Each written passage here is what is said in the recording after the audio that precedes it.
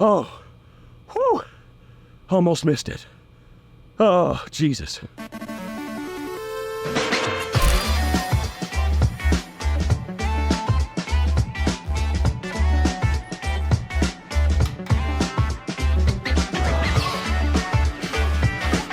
think I slept okay-ish. Where were we? Oh, right. I've been meaning to talk about the games I played while at PAX. It is still game o'clock, so we've got some time. What were the first ones I played? Food Truck Empire and Infinity Nikki. I really wanted to enunciate Infinity. I've been saying it really weird lately, but I'm gonna leave that to narrator Robin so that I can actually get ready for the rest of my day. I began the show with a game called Food Truck Empire, a title about building an army of food trucks, all the while learning the demographics of the city in which you reside, because here, it matters. You can't send any truck anywhere, as each customer or group of customers has preferences on food type and the speed at which it gets made. For instance, in the tutorial I played, I had to build out my first truck and send it around town to get a feel for everything, before eventually making my way over to a sawmill to feed the hungry folks that work there. But since they didn't like the type of burgers I was making, I had to head back to HQ and reorganize the interior of the truck while making sure I swap out ingredients in order to get a higher rating so I could unlock better and better areas of town. It goes a lot more in depth than I had previously thought, and the way in which you organize and build out the truck's kitchen is quite intuitive, and even I was able to pick up how to do everything fairly quickly, which, for me, is usually fairly difficult. With an adorable style, great music, and well-thought-out tutorial that, despite maybe being a bit word-heavy off the start for people like me, was easy enough to get through, you'll for sure want to keep an eye out on this one. Next up on the docket was Infinity Nikki. Not a game I normally have on my list of things to check out, but the trailer they showed at Gamescom piqued my interest more than enough to want to stop by and give it a try. Infinity Nikki is a cozy open-world adventure game that I have seen also called a dress-up adventure game, which I love. In this title, you'll join Nikki and her companion Momo as they traverse Miraland in search of outfits that grant Nikki the power to progress and do everything from fishing to getting the power turned back on for the residents of this giant sewer-like area full of very polite frog folk. As I mentioned just a second ago, you want to go fishing? You'll need an outfit. Interrogating a criminal? Well, the police will lend you a uniform. My time with the demo was a bit confusing at first since there was no reset point or any starting tutorial to get me on my way. Luckily, I was able to get my bearings quite quickly and get going as I found the game's UI to be quite easy to understand. From that moment, I followed a quest marker and worked my way through a dungeon-like area that saw me platforming and dodging kisses from a big ol' fish. For me, the standout I experienced was, of course, the outfits. Naturally, they would have to be standouts considering what game we're talking about, but I was nonetheless impressed by how detailed and imaginative many of her dresses were. I also have to say, it is so far living up to its tagline of the coziest open-world game. This one may not be for me, but I know it's going to absolutely suck some people in. What's not to love? It's cute, the game!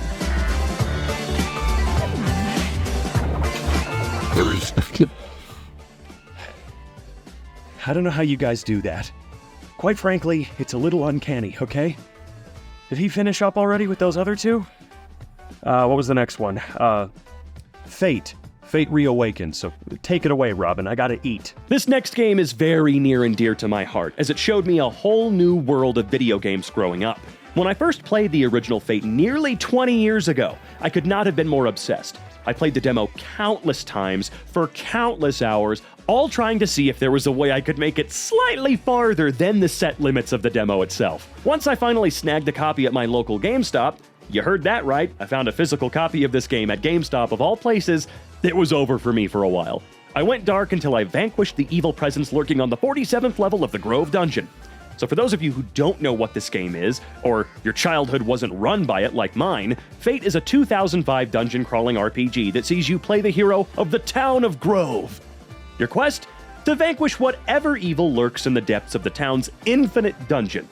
This game no doubt led to many others aside from me to discover games like Diablo or Torchwood, or really this entire genre. Fate Reawakened is a complete remaster of not just the first game, but its 3 sequels as well, all in one package. They had an alpha of the first game available to try, and while I can certainly tell that we're very early in and it's going to be a little while, it's showing all the promise I was hoping it would. Now, the developers themselves were unfortunately not here, but I was able to speak to some people who were able to relay information to me from said devs, and I can safely say this game will be in good hands. Also, I would like to show you that interview footage, even though it's pretty rough and I'm an idiot, but I was not super prepared, so the audio is really, really bad. If you would like to see it, let me know in the comments below, and I will throw a rough, raw cut of it together, I suppose, to throw it up unlisted if you guys want to watch me talk to some folks behind the scenes. Anyway, time for me to move on. Oh, he's done again. Okay, well, if you couldn't tell, I'm having a great time at PAX so far. Again, this is the first time I've ever done anything like this, and I'm having the time of my life. These developers are so fun to get the chance to speak to. Now, it being Saturday, obviously I've got more appointments to get to. 2, to be exact. One for a horror title called Way.exe, and the other for a city-building sim called Pioneers of Patagonia. So, take it away once again, me. You already know I was going to be playing some spooky titles during this trip. First of the two is Way.exe. This is a first-person horror game that requires you to solve puzzles and work your way through a cursed video game in search of its now lost developers. Way.exe takes heavy inspiration from internet nostalgia and twists it against you in the form of a great set of antagonists, each one offering their own little campaign, so to speak, designed to freak you out and stump you in different ways. The short bit I played through saw me in a quiet room that would degrade and change after every little puzzle I solved, while revealing more about the character that represents this section of the game. The only part that really stumped me was a puzzle that required me to know anything or have read a story from Edgar Allan Poe, but luckily the devs were able to step in and give me the answer there. I can tell there's plenty of passion to go around in here, and I really can't wait to see more of this title when the demo and eventual full release drops. I haven't played a city-building sim since I was very young, but Pioneers of Patagonia may be the way to pull me back into the genre. Seriously, from the moment I arrived at the booth, I could tell that what I was looking at was something pretty special. Hell, they gave me a full PowerPoint presentation about the game, which was actually quite nice. It was low stress, and I appreciated it. So what is Pioneers of Patagonia? Well, it's a city-building simulator centered around the word Wuselfaktor. Yes, I am pronouncing that to the best of my abilities. Anyway, this word roughly translates to hustle and bustle, which as you can see, is like the core tenet of the game here.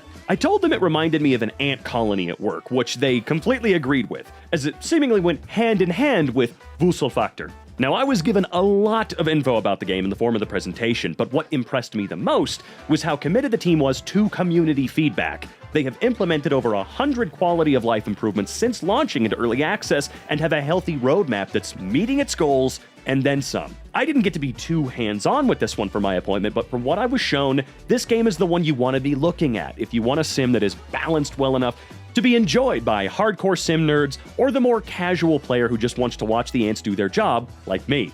It's pretty, it's optimized, and has plenty for you to do from building your settlement to fighting off an invading force from across the land.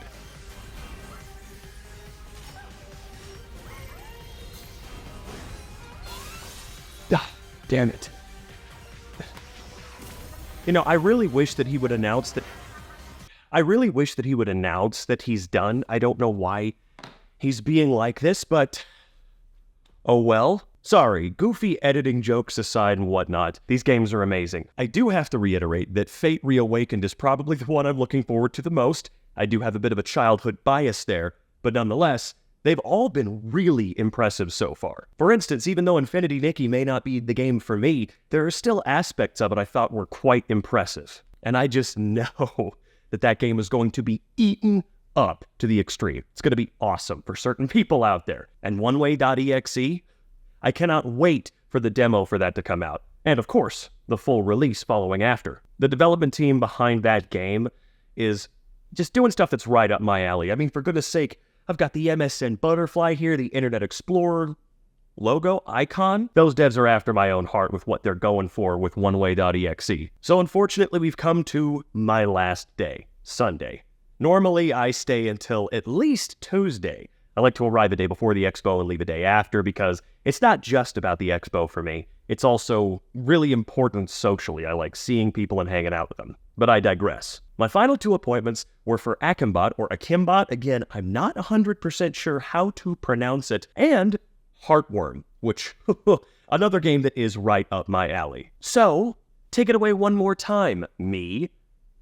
And let me know when you're gonna cut back, okay? I was in the middle of playing Astrobot. I'm kind of having a good time, alright? I'm trying to work and have fun at the same time. Jesus.